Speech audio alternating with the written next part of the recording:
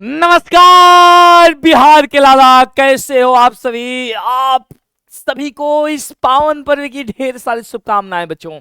हर एक बिहारी की दिल की शान है, आत्मा बसती है जिस त्योहार पर धड़कन अगर धड़कती है तो केवल एक ही त्योहार, एक ही नाम, जोड़े जोड़े सुपवा के। याद है मेरे प्यारे बच्चों, आप सभी को छठ पूजा की ढेर सारी शुभकामनाएं। इस पावन त्योहार पर मैं आप सभी का वंदन करता हूं, अभिनंदन करता हूं अपने इस प्यारे से परिवार पर। मेरे प्यारे बच्चों, आप सभी का स्वागत, अभिनंदन और वंदन बच्चों।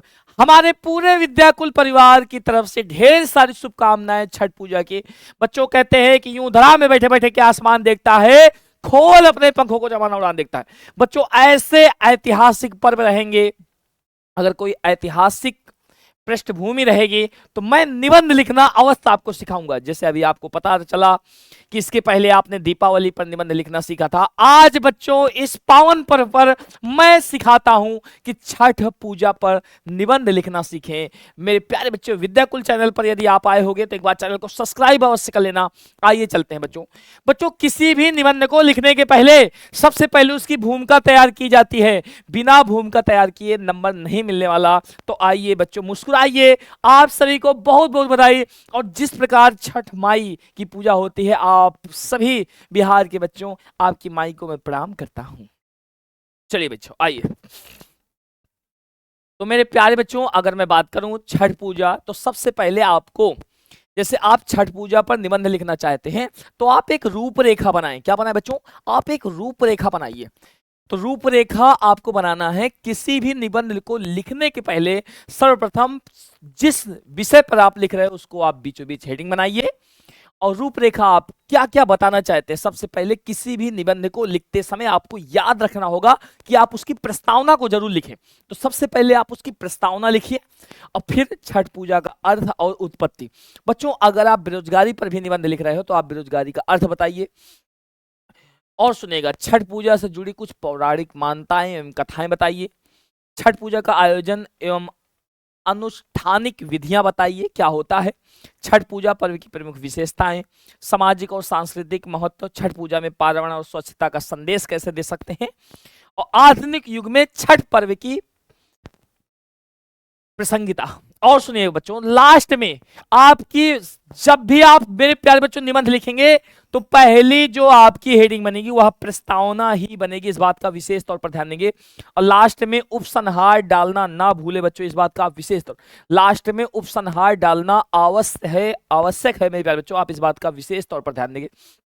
लास्ट में आपको उपसंहार डालना ही पड़ेगा इस बात का। तो आइए चलते हैं बच्चों, बढ़ते हैं और मेरे प्यारे बच्चों छठ पूजा की तरफ आइए चलते हैं। तो सबसे पहले आप जानिए प्रस्तावना।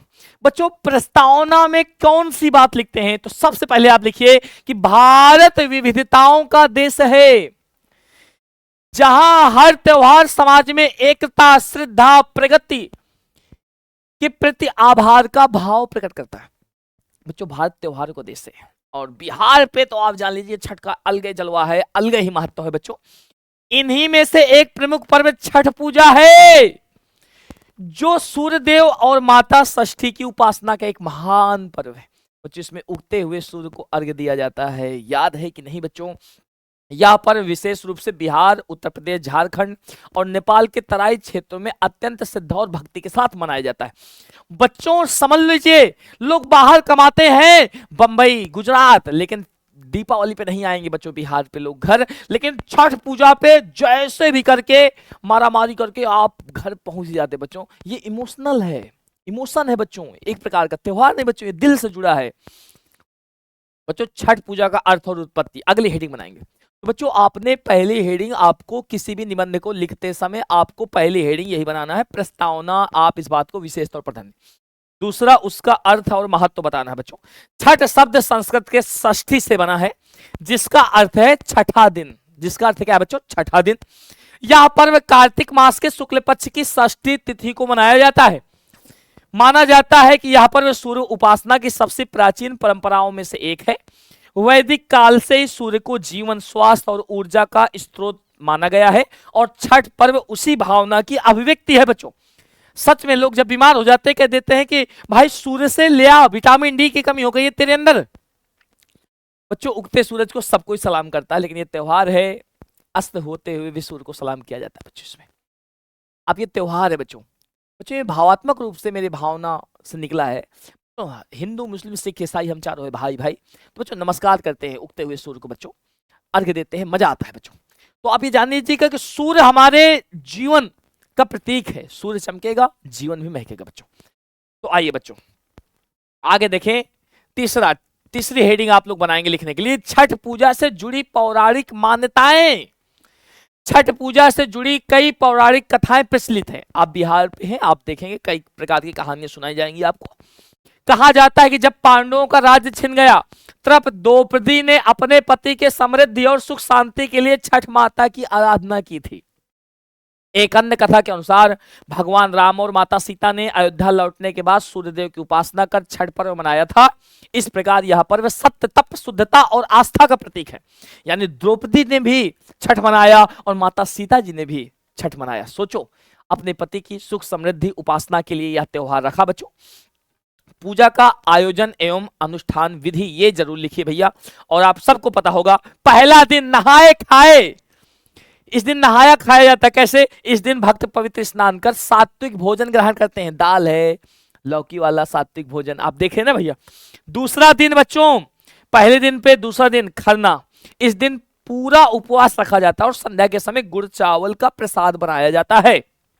तीसरा दिन संध्या अर्घ, भक्तजन नदिया तालाब में खड़े होकर अस्ताचल सूर्य को क्या करते हैं, मैंने बताया था ना कि उगते हुए सूर्य को तो सब अर्घ्य देते हैं, लेकिन अस्त होते हुए सूर्य को भी अर्घ्य देते हैं हमारे बिहार के वास्ते। बहुत मजा है।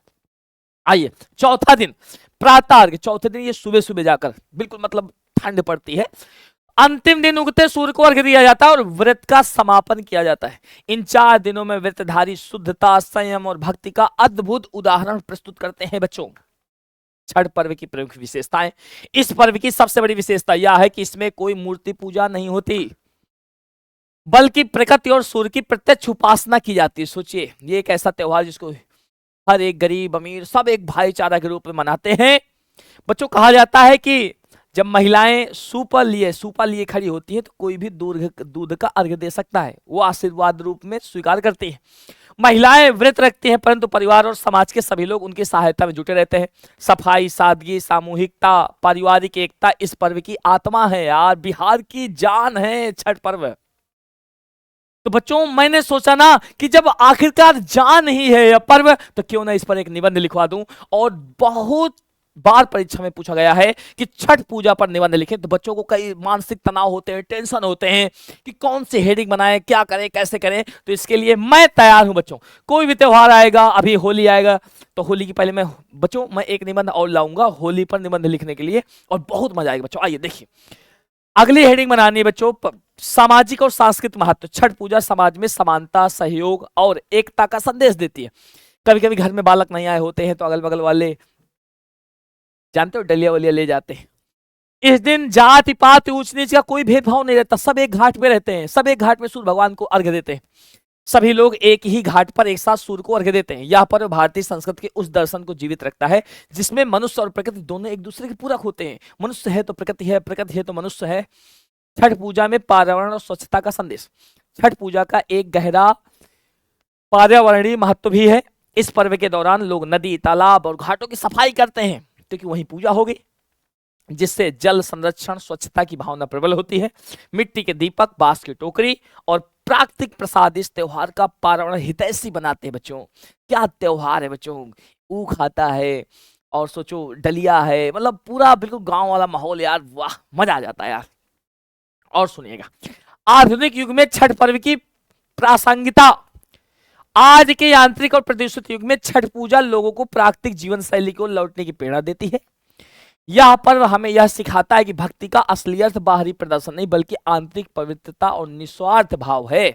सच में यार, हम जब भक्ति करते हैं ना तो वहां पर कोई मूर्ति पूजा नहीं, रियल पर भगवान कण कण में व्याप्त है भाई। उपसंहार, छठ पूजा केवल एक धार्मिक पर्व नहीं बल्कि यह संयम, शुद्धता, श्रम और श्रद्धा का अद्वितीय संगम है। यह हमें सिखाती है कि मनुष्य जब प्रकृति के साथ तालमेल रखता है तभी उसका जीवन संतुलित और सुखी रहता है। इसलिए छठ पूजा का संदेश है प्रकृति की पूजा ही परम पूजा है, प्रकृति की पूजा ही परम पूजा। उपसंहार में कोई कोटेशन अवश्य लिखें। तो आप सभी बिहार के लाला को छठ की ढेर सारी शुभकामनाएं। इस पावन पर्व पर मैं छठी माई से आशीर्वाद मांगता हूं कि हमारे बच्चों को 100 में 100 नंबर हिंदी पर मिले और अंग्रेजी पर। बच्चों, इस चैनल के माध्यम से हम प्रयास करेंगे, छठी माई से हम आशीर्वाद लेंगे कि पूरे बिहार के लाला को बढ़िया नंबर से पास कराओ। अगली माई छठी की जब आएगी तो जोड़े जोड़े नंबर के मनई बा त्योहार हो, मनई बा त्योहार। तो आप सभी बिहार के लाला छठ की ढेर सारी शुभकामनाएं। छठी माई आपके जीवन में खुशियां और उमंग भर दे। और छठी माई के साथ साथ जितने भी बिहार के लाला मुझको देख रहे हैं, आप सभी माई को भी मेरा प्रणाम, आप सभी माई को भी मेरी ढेर सारी शुभकामनाएं कि उनका सुहाग सुरक्षित रहे। ईश्वर से कामना है कि आपके माता पिता सदैव सुरक्षित बने रहें। इस वीडियो को देखने के लिए बहुत बहुत धन्यवाद। अपने हर एक मित्र को यह वीडियो अवश्य पहुंचाइए कि आज परमेश्वर सर लेकर आए हैं छठ की शुभकामनाएं। लेता हूं विदा, चलता हूं, मिलता हूं नेक्स्ट निबंध के साथ। Thank you, love you, thank you.